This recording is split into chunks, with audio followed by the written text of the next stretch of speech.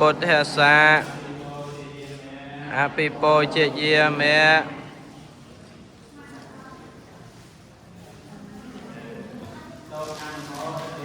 សាធុប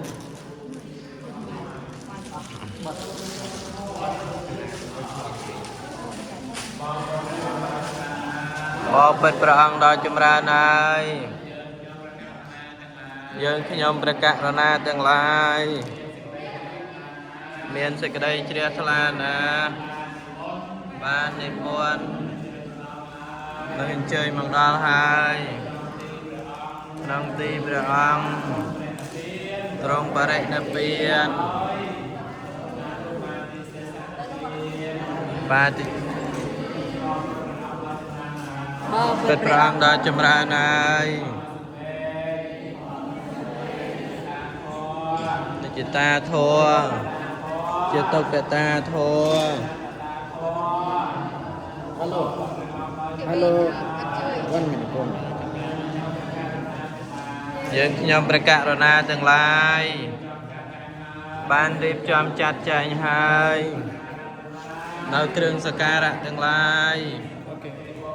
មានសពុទ្ធវិជ័យវរមានទងសាសនាមានការកម្រងគ្រឿងក្រអូបមានប្រទីបតូចធំ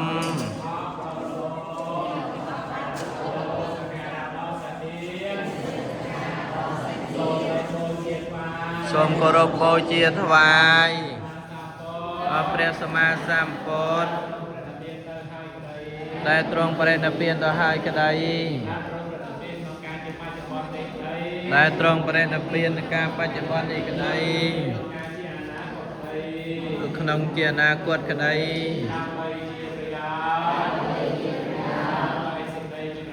ដើម្បីសេចក្តីចម្រើនដើម្បីសេចក្តីសុខដើម្បីរួចផុតចាកទុក្ខត្រាស់ដឹងនៅព្រះនិព្វានយ៉ាងវិញទៀតសូមពពួកសត្វសត្វទាំងឡាយ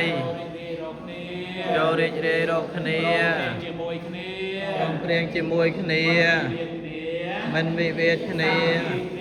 សាមគ្គីគ្នាហើយប្រកបដោយធម៌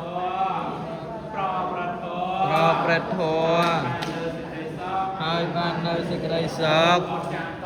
រួចផុតចាកទុក្ខគ្រប់ព្រះអង្គគ្រប់គ្នាសា